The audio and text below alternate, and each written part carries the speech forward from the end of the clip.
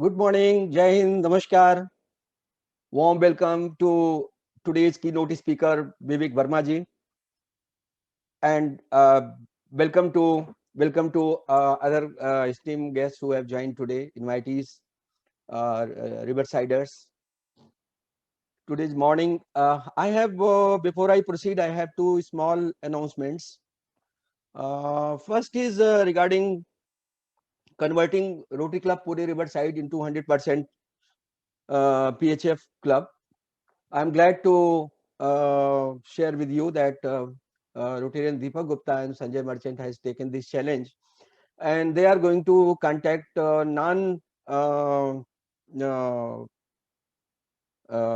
non uh, PHF members individually and separately, and we hope that within couple of months we will be able to provide them pin.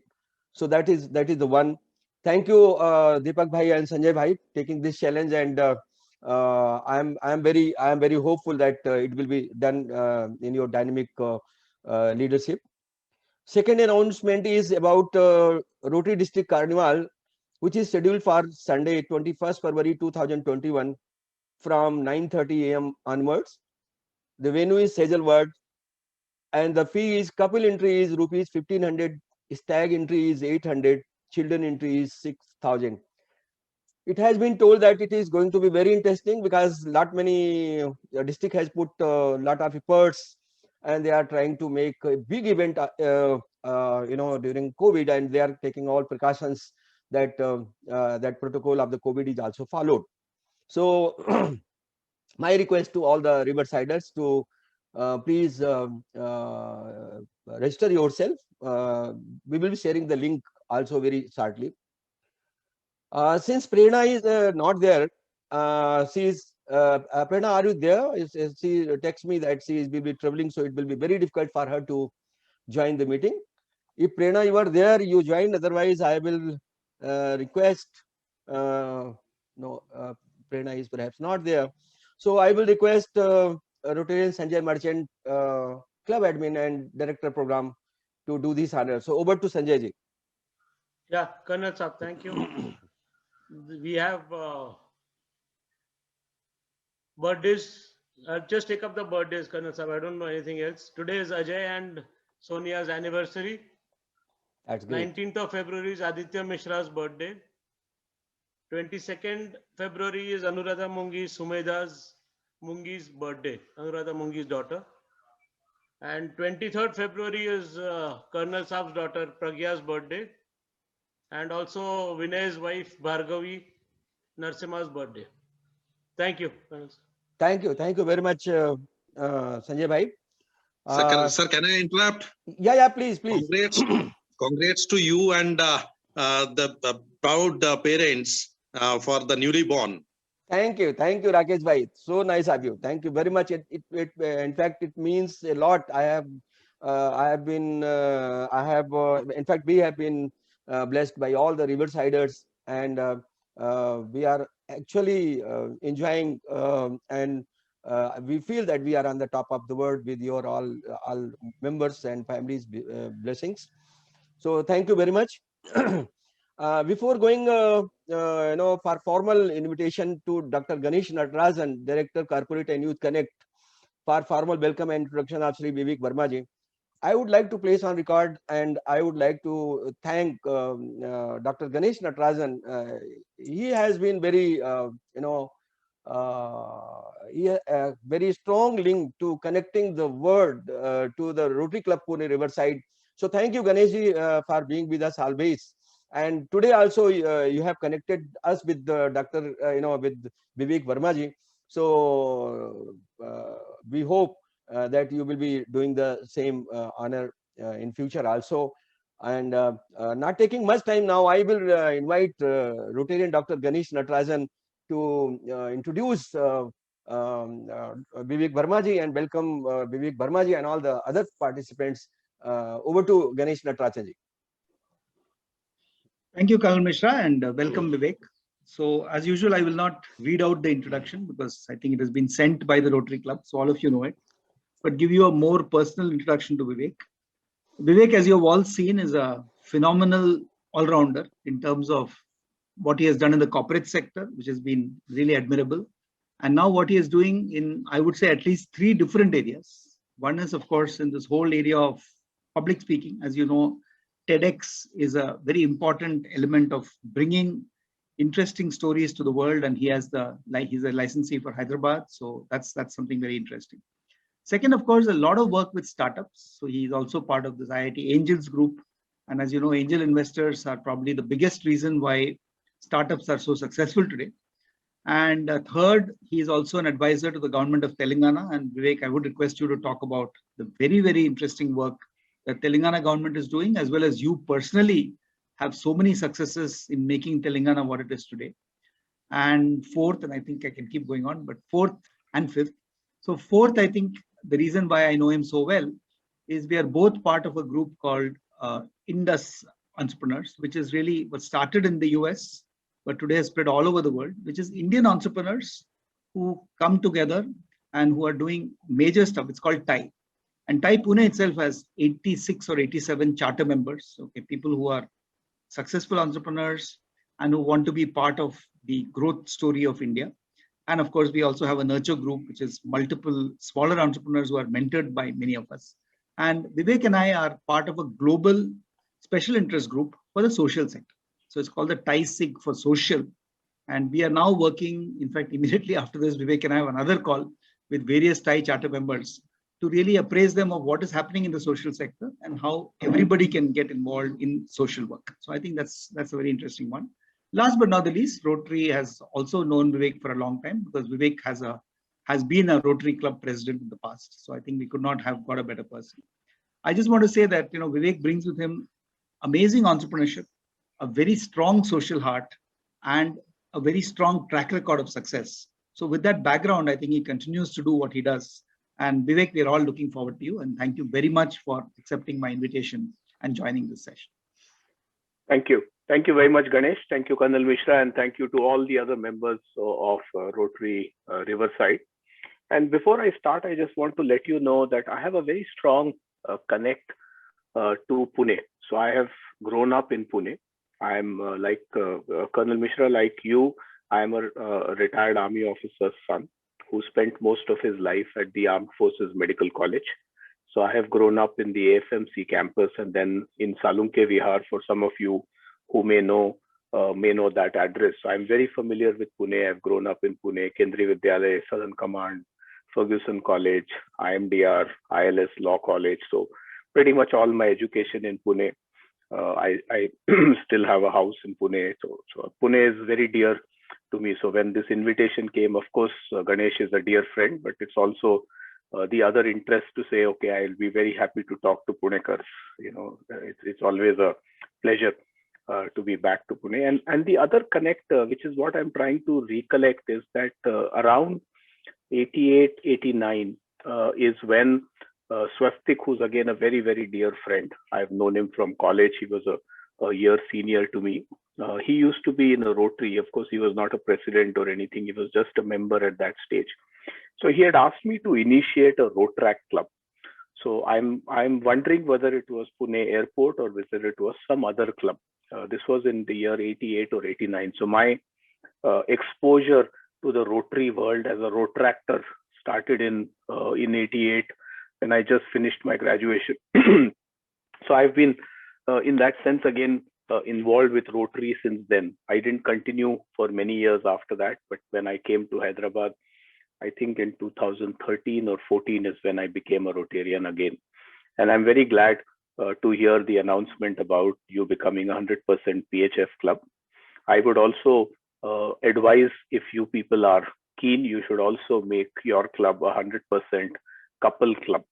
That's another good thing to do. So maybe you should all invite your spouses also to become a member. It just helps the membership to grow. And so that's just a thought on what you people said. And thank you for inviting me today to talk on a very interesting topic, something which is very, very close to my mind and my heart. And over the last few months, Ganesh is aware I've been writing extensively about what I'm calling the co-COVID world. And when you people would have read the topic, some of you, I'm sure, may be wondering, we've heard about the pre-COVID world, we've heard about the post-COVID world. What is this co-COVID world? And I think that's what I thought I will talk a little about today, as I'm doing in most forums, because I think it's a very, very important topic. What I am propagating is that I think for those of us who are believing that the world is going to go back to what it was prior to January 2020, I want to break that myth and kind of shatter that thought for you that the world is never ever going to go back to the pre-Jan 2020 world as it existed. Those are stories I think we can talk about to our children or to our grandchildren, that is how the world used to be. I don't think it's ever going back fully. Some elements of it may go back, but what I meant is that the world is never going to go back to that. And the reason it's not going to go back is two reasons. One, I don't think this is a virus, which is going to go away in a hurry. So it's going to be around for a while and maybe forever. Just the way flu virus hasn't gone away. All that we have got is that we have learned how to live with it. So virus is going to be around for a while. And even if this vaccination, where there is so much of wonderful work happening, for it to really impact the 7 billion plus people in the world, it's going to take a while. Loads of priority lists are there. By the time everyone gets through the first dose of the vaccine, some of us are already talking about, not us as in not me, but some people are already receiving the second dose, as I read in the newspapers today, which is starting. But for the whole population to happen, I think it's a while. And more important than the virus is, I think, some changes that have happened in the world are permanent. And I'll talk a little about some of these changes, which I don't think are ever going back. And hence I've coined this term called co-COVID. We have to live with the virus and we have to live with the changes which are almost permanent in nature. And hence it's important for us to get out of that mindset that we will wait for the world to come back to what it used to be prior to Jan 2020. That's never happening.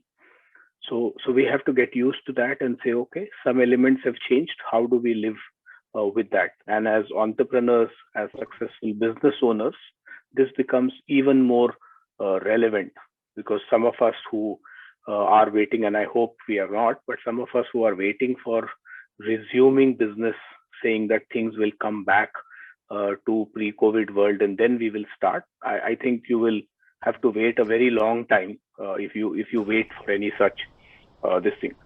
So I think that's the key I want to talk about. But is this all bad? Is this co-COVID world such a bad thing that we should be worried about? Or is it something which is very good that we should get super excited about? I think the answer to both is no. It is not a good thing because it's obviously impacted the entire human race. It has taken away many, many lives. Some of us have lost some people either in our own immediate family or at least in our friend circle. So it is not good for sure. But is it all bad? Maybe not. There are some elements of it which are bad, but I think it's somewhere in the middle. I think it is about looking at it like an entrepreneur, and pardon my bubbling energy, because I am someone who's largely known as an eternal optimist. So I don't see a bad situation practically in anything that I've done in my life. So I always see what's positive, and so I'm seeing here too.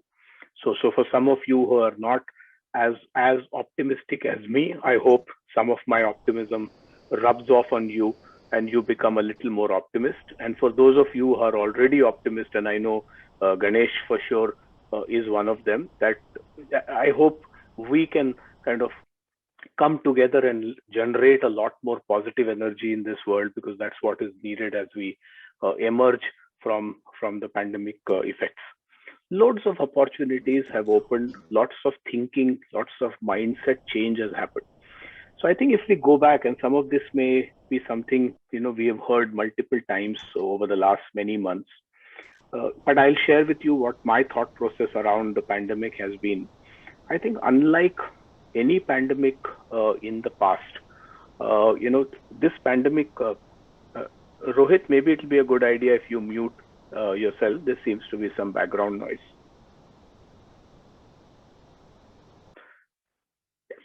So I think unlike any disaster that happened in the past, which was largely restricted either to a geography or to a sector or to a few people, this has been one pandemic which has affected everyone around the world equally. When I say equally, I mean, there is susceptibility which is there for every human being. Whether you are the highly worth, super rich individual, or you are someone who's a pauper and a beggar on the street, I think everyone has got impacted. It's not something which is related to your socio-economic status, your geographic location, or your ethnicity or your caste or any of that. So what does that mean for us? What it means for us is that it has shaken each one of us.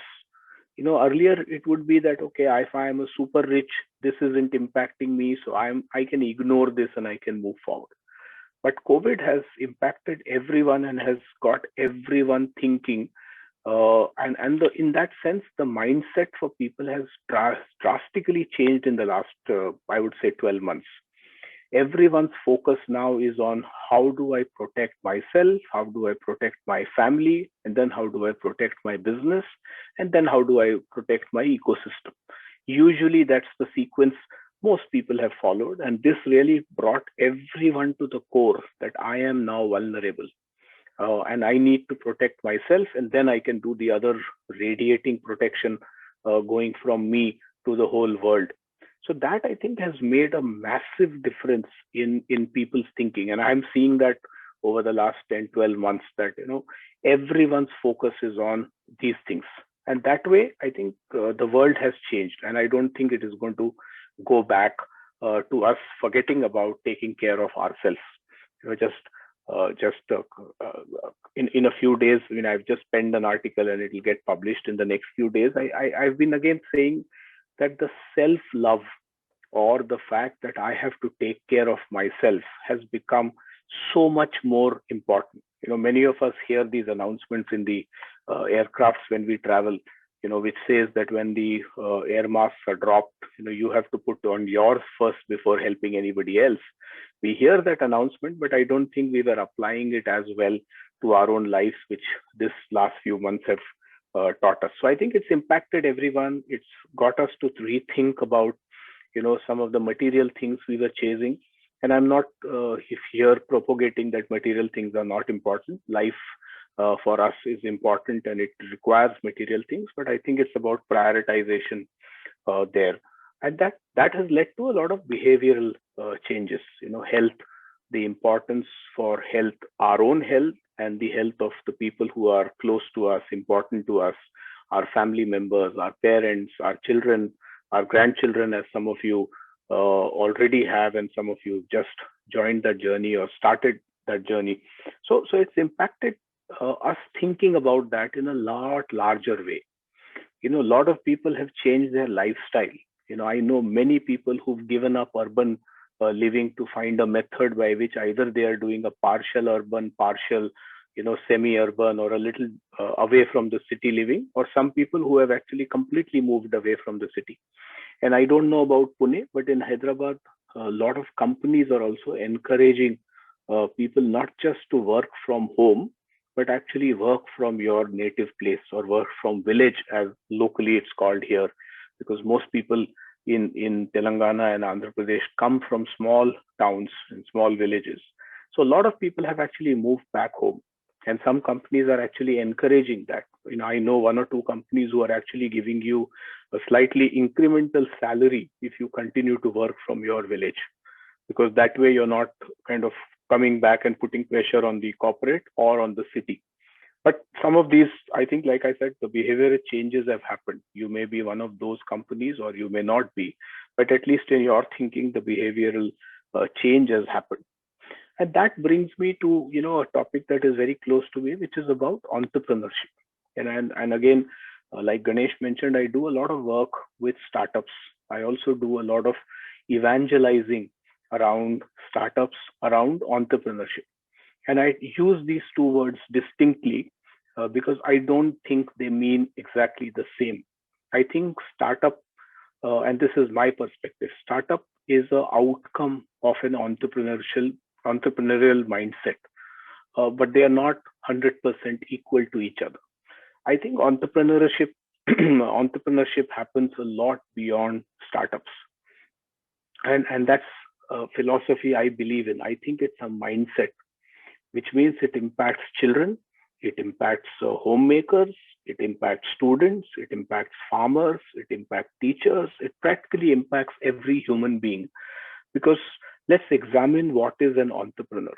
An entrepreneur is someone who finds problems, who's able to find a solution to those problems, who's then able to see how can they be scaled. And then last but not the least is who's also able to monetize. So the first three are something that anybody can do. The fourth is what a startup does to say, okay, let me now find a method or a mechanism to monetize this.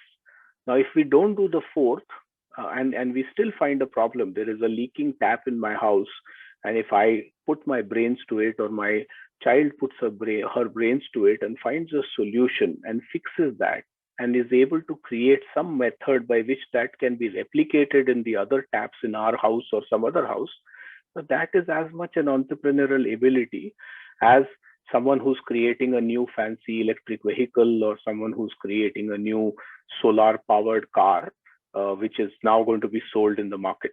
The differentiation is the first one is an invention which we've created for the benefit of us or our family.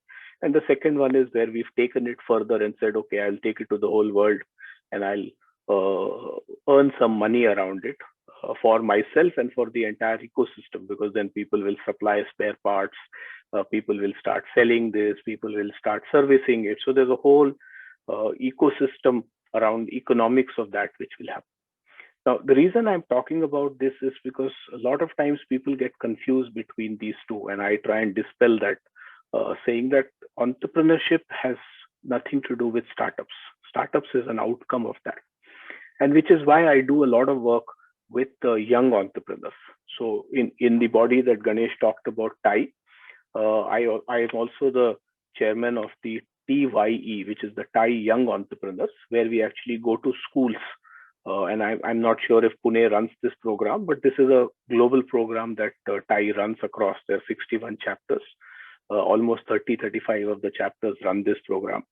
So where we go to 9th, 10th, 11th, and 12th standard students and start talking to them about entrepreneurship, start talking to them about how to identify problems, what is the design thinking that they can apply, what kind of aspects of finding solutions can they apply, what kind of aspects of scalability can they apply. And yes, some of them also go on to make commercial enterprises. And I'm very proud to say that out of the TIE Hyderabad chapter, we have 3 startups who have come from these student entrepreneurs. 2 of them have a patent that they have filed, and they have moved forward. And we are amazed. We are amazed at the spirit of entrepreneurship we see from these 9th standard, 10th standard children. If I go back to my days in 10th standard, if somebody told me balance sheet, all I would do is to try and balance a piece of paper on my hand and say that's the balance sheet that I understand. Whereas these kids are today putting together a balance sheet, a P&L, a 5-year cash flow statement, and coming and making some fancy presentations. So I would encourage that all of us should go and keep pushing this mindset change that we can do, because in this co-COVID world, I think that is going to make a massive difference. In all of these changes that are happening in each industry, we need new people to be thinking differently. If you look at education sector, for example, and I'm assuming some of you may be involved in that sector, I think that sector has changed permanently. For many years, we kept talking about an educational reform. I think nothing could do that what COVID has been able to do in the last few months. A lot of stuff has moved digital, which has forced the schools, forced the colleges to really adopt technology. Some of them were sitting on the fence saying, should we not? It's too expensive. I don't understand. My teachers are old fashioned. They will not understand that. This is not an effective mode of teaching, blah, blah, blah. So the list goes on. But I think in the last few months, all of that had to be scrapped, because if you had to survive, you had to do online education. And if you weren't able to do it, you would have lost all your students. So practically every institution, school, college, every institution is running around to find a method to get virtual, which means a lot of opportunities are opening. I know at least 10, 12 startups who are using this opportunity to bring technology, bring tools to students and to colleges to say, okay, here's how you can make your life easier. And here's what we can bring to the table. So again, if an entrepreneurial mindset is there, I will find a problem, I'll find a solution, I'll scale it, and I'll find a method to monetize it. It's as simple as that. And that makes a big difference. And similarly, you can look at other industries, entertainment. I don't know if the world is ever going to be going back to cinema halls the way it used to be before Jan, because all of us have got used to the OTTs now. All of us are spending some amount of time. The time can vary from half an hour for some people to maybe 4 hours for some people every day on a Netflix or an Amazon Prime, or God knows how many more Hotstar and so many more OTTs which have come in. So the online content space is another space where loads of new content, and I hear people who are talking about so specific kind of a content, which means opportunities are opening up tremendously for them. So all of this is coming from that mindset that we have of about changing things and all of that. And when I talk about this entrepreneurship as a mindset, one of the examples I use very regularly, and I'm sure some of you may be aware, is that the best example from my perspective of an entrepreneur is someone who we all live with. And I say that the mother is the best example of an entrepreneur. And I kind of correlate the role of an entrepreneur or sometimes a startup founder to that of a mother. I would like to see a single mother anywhere in the world who will put her child to sleep without feeding the child. As far as I am concerned, it's an impossible proposition. Any mother, whether she is a super industrialist or she is a beggar on the street, will find something appropriate for the child to eat and then only go to sleep. Now, if that was brought to our startup culture, then the world would have been very different. Quite often we hear some startups who haven't paid salaries, or some places it's genuine, some places it's not even genuine. It's just a method for us to say I'm a startup. And that's just one example.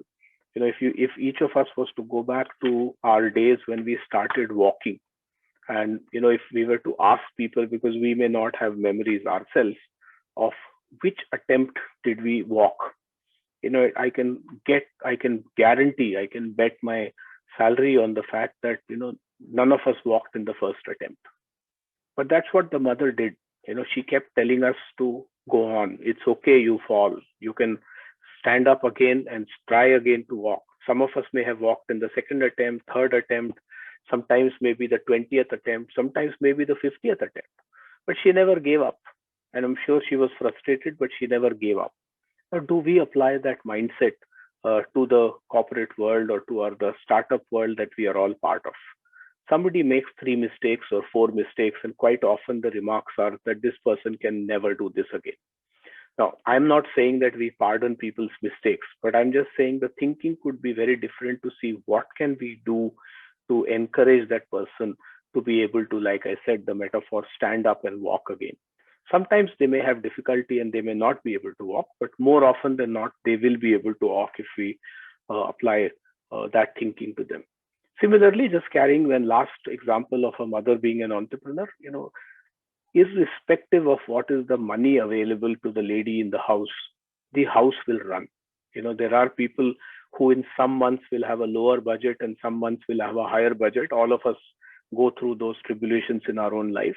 But the house by and large runs because the lady has a method to find managing that equally well, whether it's the good month or it's not such a good month. So and that's what our finance heads in an organization should have to say, okay, what is my cash flow available? What's the funds available this month? And how do I tighten my belt to be able to run the organization this month? So like that, there is a series of examples I can go on, but I think that's a very important aspect. And I urge a lot of the students I talk to and a lot of young entrepreneurs I talk to, that we sometimes discount this and consider that she's not really going to be able to give me any solution. But if you go and actually have a conversation with the mother, I think it makes a big difference. Quite often we do get some answers coming from her. So that's another aspect I thought I will talk about from my experience. And then coming to something which is very, very close to my heart, and Ganesh alluded to that, after 30, 35 years of being in the corporate world, I now want to spend, I'm not as great a philanthropist as Ganesh is, but I want to spend my time focusing on the social impact space, because I think that's where big differences can be made, should be made, and more of us should spend some time. And that's why I do a role with the Telangana state government. We run a body called the Telangana State Innovation Cell. And about 8 months ago, I have joined them as a senior advisor, with my focus specifically being on social impact and social innovation. And as you may know, Telangana as a state is, in a lot of ways, kind of thinking ahead of many other states in the country. We were the first one to have an innovation policy, which was created many years ago. We were the first one to create a government, very large government-aided incubator called T-Hub, which many of you may have heard of. And we have taken that journey forward with the work I'm doing now in the social impact space, because we have become the first state in India and one of the first governments anywhere in the world to have a social innovation policy. So I have actually, along with my team, drafted a social innovation policy, which we are adopting at a state level. The idea is to really bring social startups into Telangana. And the lofty vision that I'm working on is 5,000 social startups in 5 years. That how does Telangana house 5,000 startups? And it will only happen through the work we do by policy mechanism, by building a solid network. So we have a Telangana Social Startup Network, a TSSN, a body which we've been running for 5 months. And the Chief Secretary and the various government departments have been doing some wonderful work with us. And one of the great facets that we've been able to do through this work we are doing at social innovation, social impact space, is to connect the government with social startups. Quite often, we think that the social problems have to be only solved by the government. We are saying that I think the startup world can make a massive difference here. And how do we use technology? How do we use the academic institutes? How do we use incubators and the multilateral agencies? So how do we bring this whole ecosystem together and then try and solve the large problems which have a big impact on human beings on a large scale? So we do what we call a Government Connect program, where we curate startups who we think are going to be able to help government. And fortunately, we have a very, very strong relationship with the government here. I work very closely with a couple of principal secretaries and also the chief secretary. And then we line up these people to come and present to the government. And then they are able to take some of these solutions forward. For example, one of our startups who was working in the chit fund space actually put together an entire platform, and Telangana became the first state to have a chit fund platform. It's called Chit Monks, and they are now kind of expanding to the other parts of the country. The regulators are very appreciative of that space, because some of you who may be exposed to chit business will know that that's a business where a lot of challenges occur, because a lot of misgivings can happen because it used to be in a non-transparent space. So like that, there are many, many more startups. So I would encourage again, if there is a way for you people also to look at saying how can you work with governments, and with Ganesh, both connects to government, and I think many of you also may have connects, or with the corporate world becomes very, very interesting and exciting. I think the last thing that I want to talk about, which has happened through this pandemic, is I think the geographic barriers have all got broken. Earlier we only looked at companies in our surrounding with whom we could work. I think this last 10 months has told us that the boundary is the entire earth, and who knows, with all this movement happening with Elon Musk and with Tesla or SpaceX rather, maybe even people from Mars at some stage who we can collaborate with and see this. So the geographic boundaries have gone. Small companies today are sitting in one geography and actually collaborating with a geography which they have never visited or never acquainted with, but are doing wonderful work together because the world is virtual and we can all kind of talk to that and do a lot of work. And sorry, I said last thing, but there's one more thing I will add. Is that a lot of times we in the social space, especially, we all think that it has to be something big and something massive, and that gives us inertia. And we don't do anything because we think, oh, I'm not going to be able to make a big difference. I'm not going to be able to, drive a massive change. And again, I will like to share from my own personal story from Pune, where I think about 15 years ago or round about that, Rotary Club of Lakshmi Road.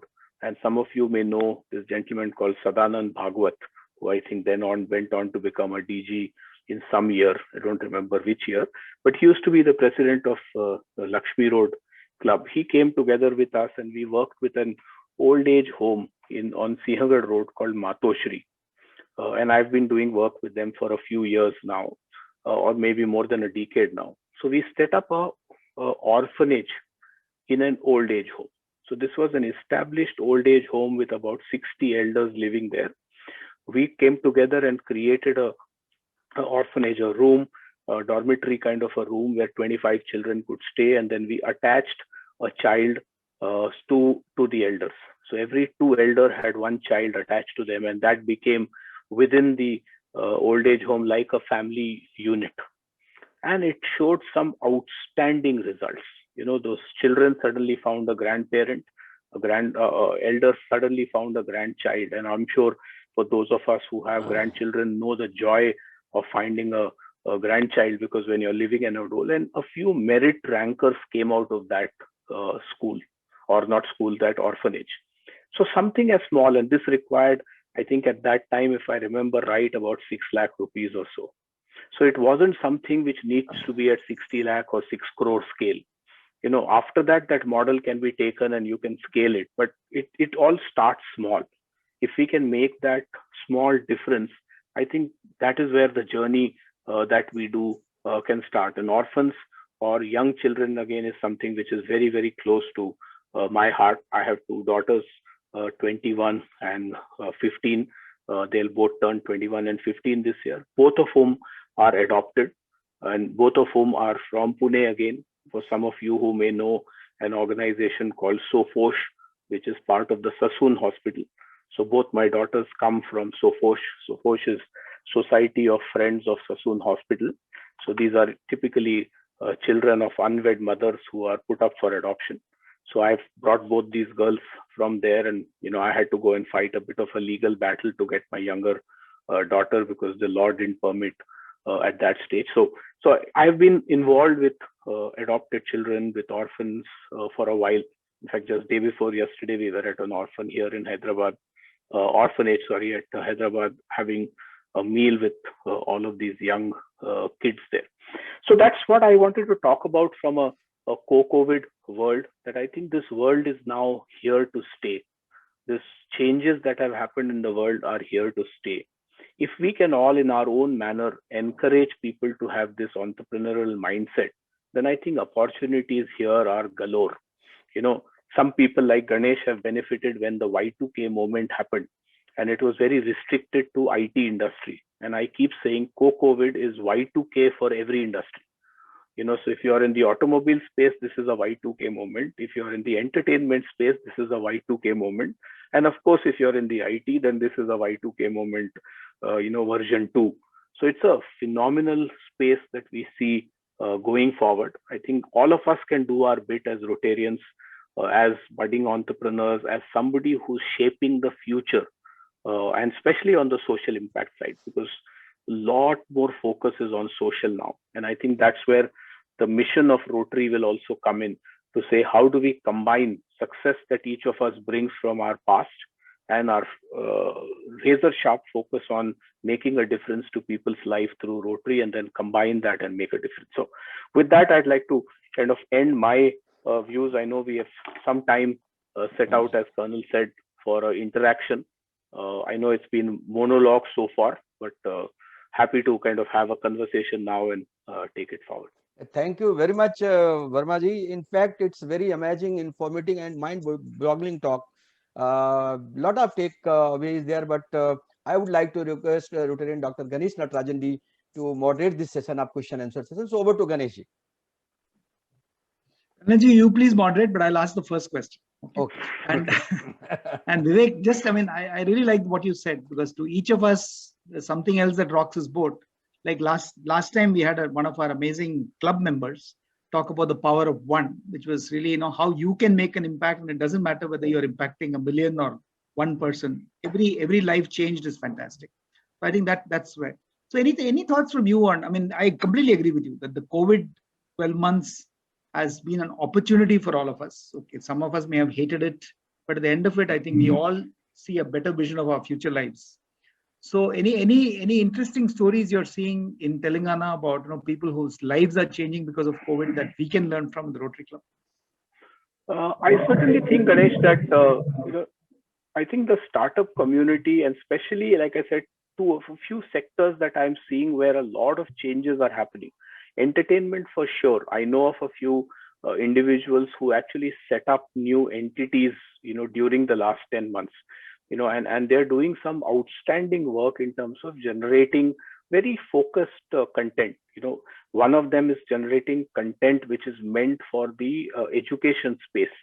And the focus they have is that, so far we were all textbook based learning, because that's been the traditional model and the traditional system of our education. And that has suddenly gone out of the window because the teachers are now talking to you virtually.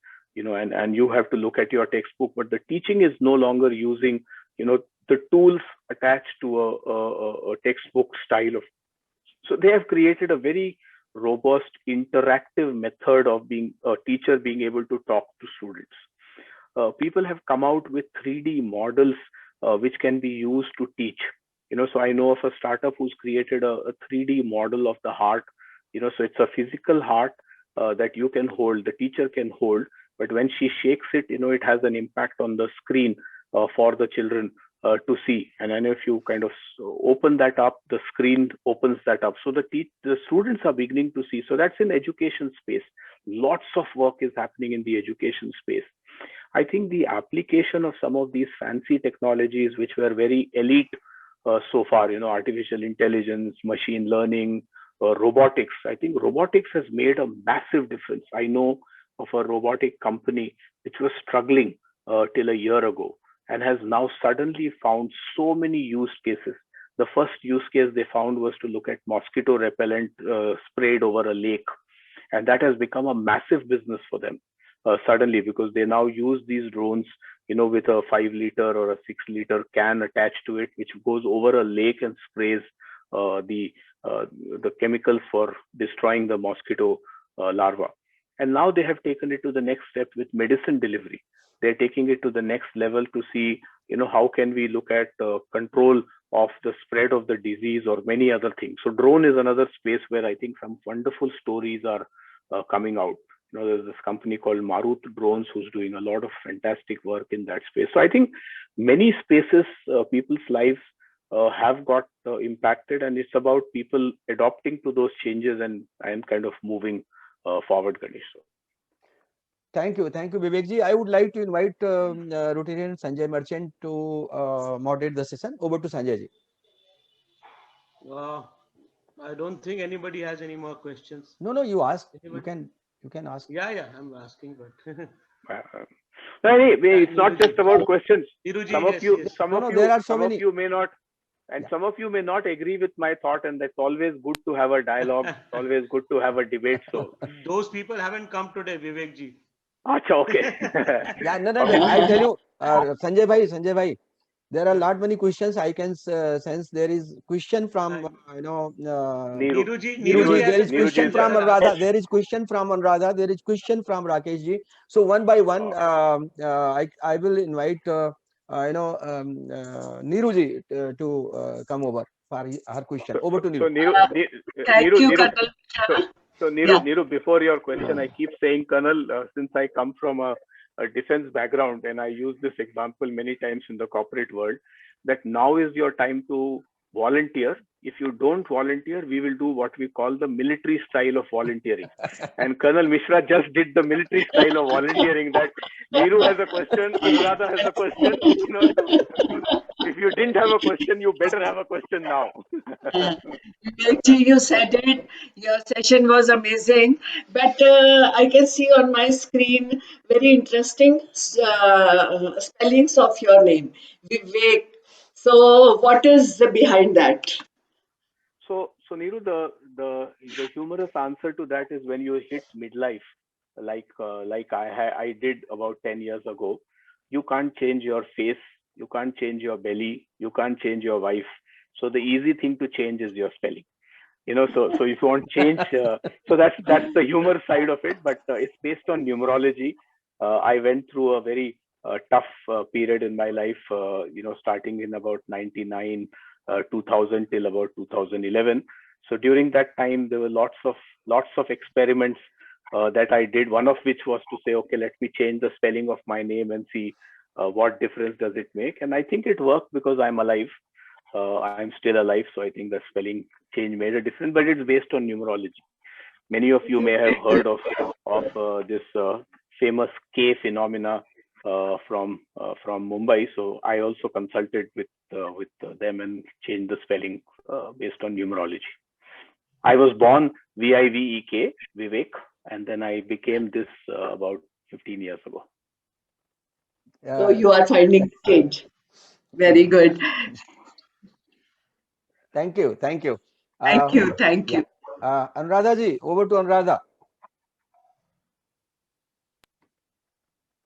Anuradha, are you there? Anuradha, if you're speaking, you're on mute, so you'll have to unmute yourself. Yeah. That's the dialogue of 2020, right? You're on mute. Anuradha?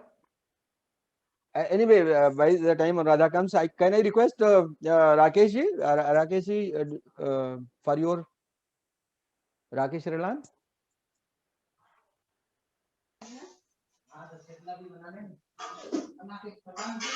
No, the thing is that the best part that Vivek ji is talking about, keep yourself positive, and it's the mind frame which matters the most. Now in COVID time, if we are going to have this co-COVID situation, keeping the mind positive itself is the biggest challenge.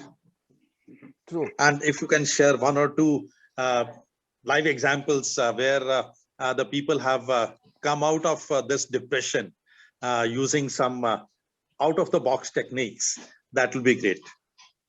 So Rakesh, first of all, I think there isn't, sometimes we over glorify, things that needs to happen for us to get out of, depression is a very strong word, but out of, the frustrations or out of the challenges that we may have, and hopefully it shouldn't lead to depression, and we should be able to control it much before it leading to depression, because depression can lead to a lot of very difficult things for you, sometimes for your family, because if you take the ultimate step, that some people do, and we've been reading and hearing a lot about it lately. So I think one of a couple of things that I would encourage, and I work with a lot of people who are having these stress and challenge.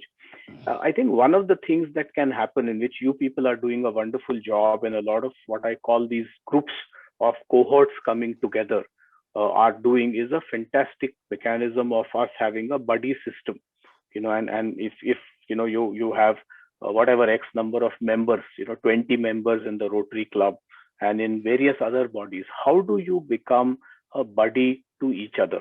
How do you become that 3 a.m. friend to each other? Because that, I think, is the biggest difference that can make in these difficult times. Even if we are stuck at our own homes and we don't have the physical bonding, and human beings are are requiring that. But I think we have all adopted to saying, like you and me are talking today and finding a virtual bonding. How do we do that? So that's one thing that I have seen in my experience, and I talk to people, and I know, I lost two friends in the last 2 years who took the ultimate step and kind of committed suicide, both very young, and not just about COVID.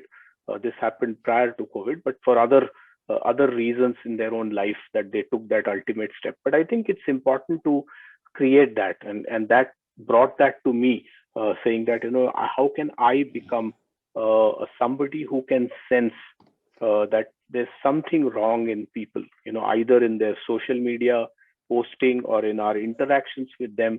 We all can sense more often than not that something is going on, and if that happens, how can we hold ourselves accountable to not let that go?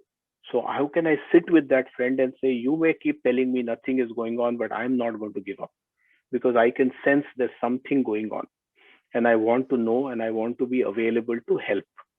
And so that's one thing that I think has made a big difference. And I've seen a few where it didn't happen, and I've seen a few where it did happen, and then people came back from that point of brink.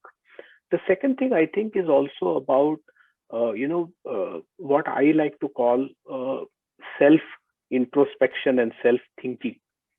Sometimes we kind of get into that vicious cycle of nothing is working, and I am not good, I am useless, I'm not able to make a difference, I'm not adding value, and then that vicious circle just goes on. So how do I break that circle? How do I break that cycle? And it's easier said than done. Thankfully, none of us have been at that stage where we were at our brink, but hopefully none of us have been to that point. But for someone who's at that point, it is important for someone else to help, because that person's mindset is very difficult to change unless an external help can happen. So my only suggestion, Rakesh, would be that how do you create a buddy system where you can talk to people, whether it's within the family or within extended families like Rotary or TAI or any of these bodies.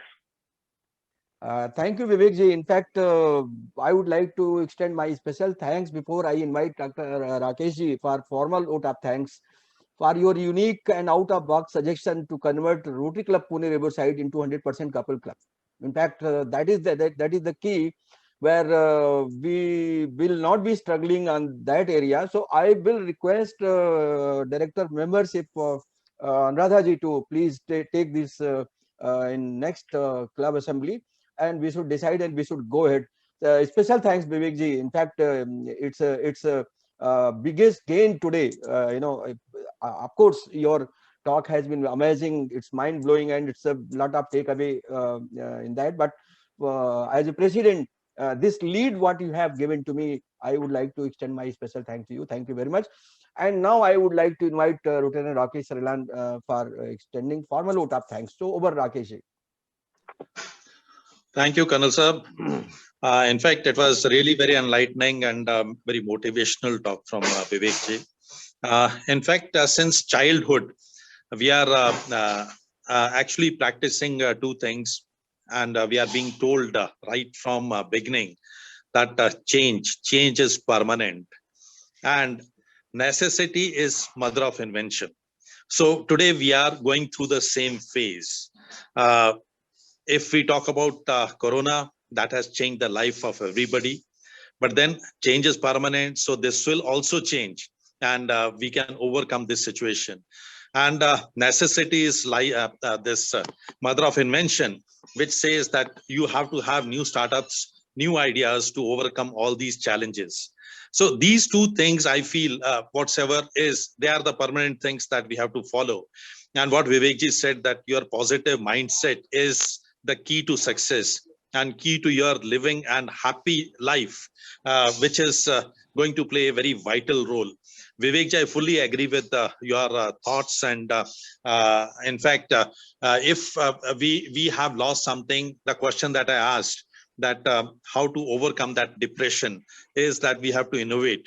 And that's how you have put it very rightly, that socialization and holding the hands. That is going to be the key to success for our survival and our positive mindset, which will lead us to find the solutions to these challenges. Vaccination is one thing, but then keeping yourself fit, keeping your livelihood in a fit manner to your expectations, and also to taking your nears and dears ones along with you and give them and show them the right path. That is what is the need of the hour. And this is what we are looking at. And I feel you have given a very right message. Thank you so much for your such a nice talk. And I pray that we are able to follow all these things that you have shown us. Thanks a lot, Colonel Saab. Thanks a lot, Vivek Ji, and everybody whoever has arranged this talk. Ganesh Ji, thanks a lot for bringing such valuable speakers to the club and giving us such wonderful thoughts. In fact, I'll say this is food for thought, which gives us more positivity in these struggling days. Thanks a lot. Thank you. Thank you, Rakesh. So I would only say that, we don't only need the virus vaccination, we need a mental vaccination and we need an emotional vaccination. So let us keep providing, and those ones don't come from the government or from Serum Institute. Those are the ones we can give to each other. Those are available in plenty with each one of us. So let us give people the mental vaccination and the emotional vaccination, and that will make a big difference to that world. So thank you, Rakesh Ji. True. Thank you very much. Before meeting is adjourned, I have a very small announcement. Next week, Wednesday, 24th February 2021, keynote speaker is Nilma Thota, and she is going to speak on global philanthropy. So I request all the members to please block your day, date, and time and join in large number. So thank you very much, Vivek Ji, joining us today early in the morning. I salute you for your, lot many things. It is said that every determination is negation. So I'm not going to say a few things and determine the things. You have given infinite idea. You have given, so many things, so many take away to the morning. So once again, thanking you. I will need your permission to close the meeting today. Sure. Thank you very much. Stay healthy, happy, safe, and blessed. See you again on next Wednesday. Thank you.